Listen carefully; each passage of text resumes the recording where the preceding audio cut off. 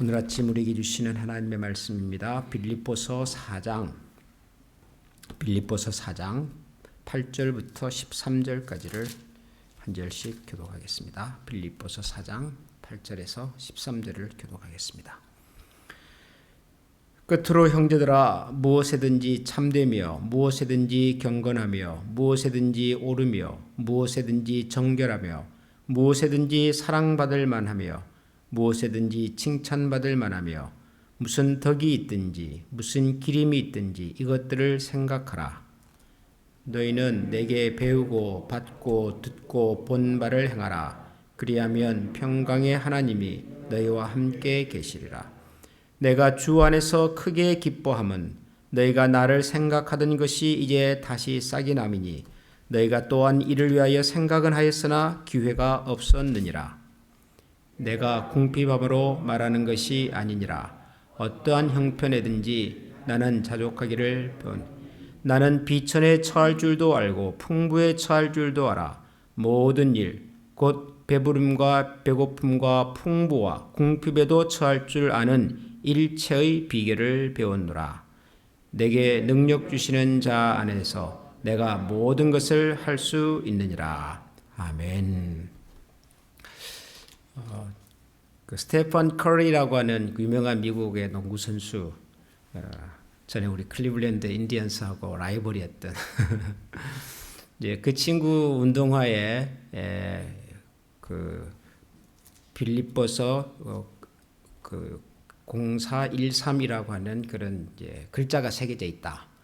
그런 뉴스를 본 적이 있습니다. 실제로 운동화에 그런 글자가 새겨져 있더라고요.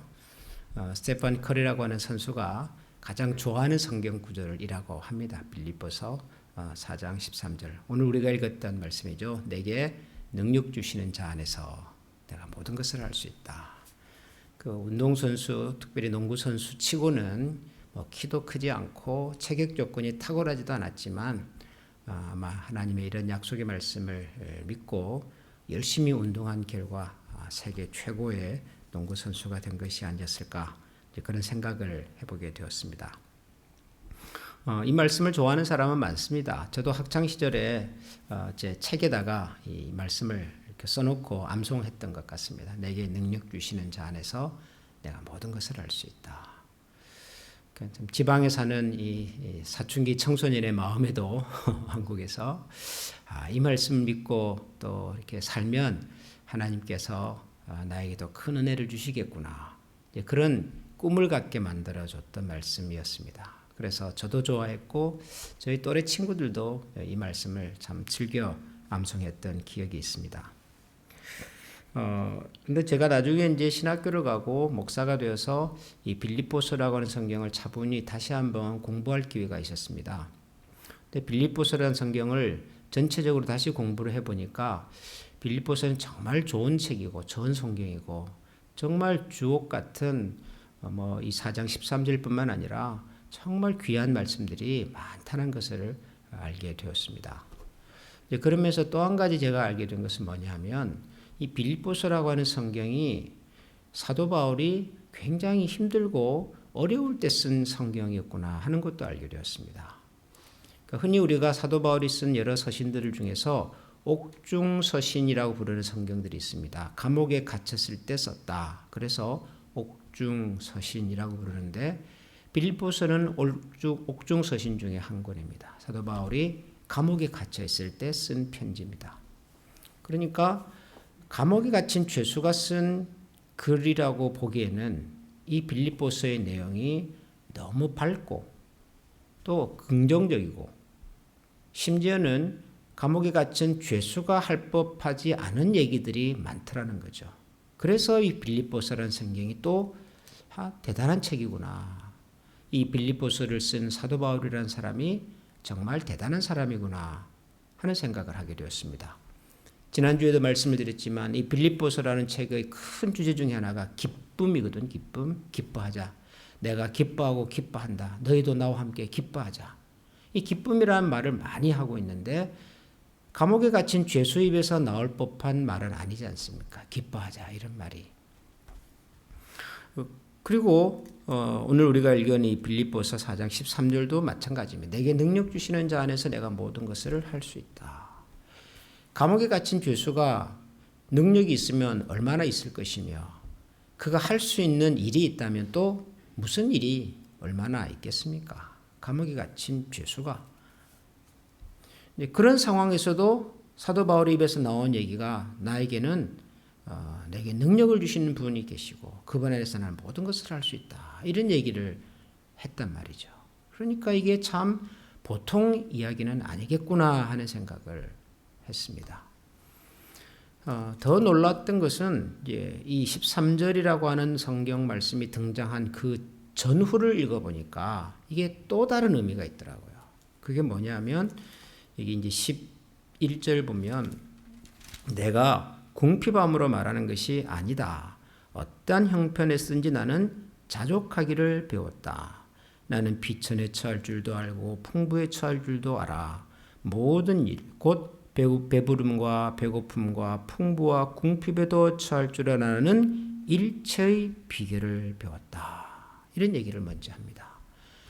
자기가 감옥에 갇혀 있는 지금도 그렇고 이때까지 사도로 살아오는 동안에 사도 바울이 겪었던 수많은 경험들이 있지 않았겠습니까? 어떤 때는 정말로 배가 고프기도 했을 거고 또 어떤 때는 많은 사람들의 후원과 도움을 받아서 배가 부르게 그렇게 지내기도 했었을 거고 때로는 힘들고 위험한 상황에 놓이기도 했지만은 또 어떤 때는 누군가의 도움을 받아서 안전하게 피하기도 하고 그러니까 인생을 살아오면서 희노애락 다양한 경험들을 하면서 사도 바울이 한 가지 배운 것이 있더라는 거죠.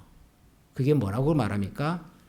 내가 어떤 상황 속에서도 자족할 줄 아는 비법을 배웠다. 어떤 상황 속에서 모든 상황 속에서도 내가 스스로 만족할 줄 아는 스스로 감사할 줄 아는 그런 비결을 배웠다는 거죠. 이 얘기를 하고 난 다음에 등장하는 말씀입니다. 내게 능력 주시는 자 안에서 내가 모든 것을 할 수 있다. 이렇게 말씀을 이어서 읽어보니까 사도 바울이 얘기하고 싶었던 능력의 실체는 내가 무슨 없는 능력을 받아가지고 대단한 성과를 만들어내고 사람들에게 뭐 대단한 사람들이 되고 업적을 만들어내는 능력이 아니라 세상이 나에게 어떤 도전과 시련과 환경으로 찾아와도 그 세상에 굴하지 않고 세상에 무릎 꿇지 않고 세상이 우리에게 위협하는 그 위협 앞에 내 신앙의 양심과 중심을 포기하지 않고서도 살아낼 수 있는 그런 비결을 배웠더라는 거죠. 그런 비결이 내 안에 있더라는 거죠. 이게 바로 능력입니다. 이게 사도 바울이 말하는 내게 능력 주시는 자 안에서 내가 모든 것을 할 수 있었다는 고백의 내용이었던 거죠. 그렇게 생각해 보면 신앙의 힘이라고 하는 것은 사실 그런 것 같아요. 우리가 예수님을 믿는다고 해서 우리가 뭐 기도를 열심히 한다고 해서 없던 돈이 생기고 뭐 몰랐던 사실을 알게 되고 뭐 사람들보다 훨씬 뛰어난 능력을 더 받고 그런 법은 없습니다. 하나님이 만들어 놓으신 세상의 자연 질서와 원리 속에서 우리도 한 부분으로 살아가는 사람들에 불과하죠. 우리라고 해서 뭐 갑자기 뭐 암이 왔는데 그 암을 뭐 3일 만에 기도해서 고쳐내고 뭐 죽을 뻔했는데 살아나고 그런 기적을 뭐 밥 먹듯이 경험을 하고 우리가 그렇게 살겠습니까? 그렇지는 않습니다. 우리가 병도 들고 때로는 실패도 경험을 하고 다 하지요.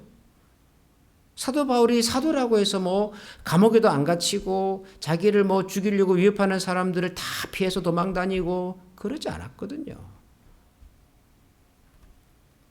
그랬음에도 불구하고 내게 능력 주시는 분이 계시더라.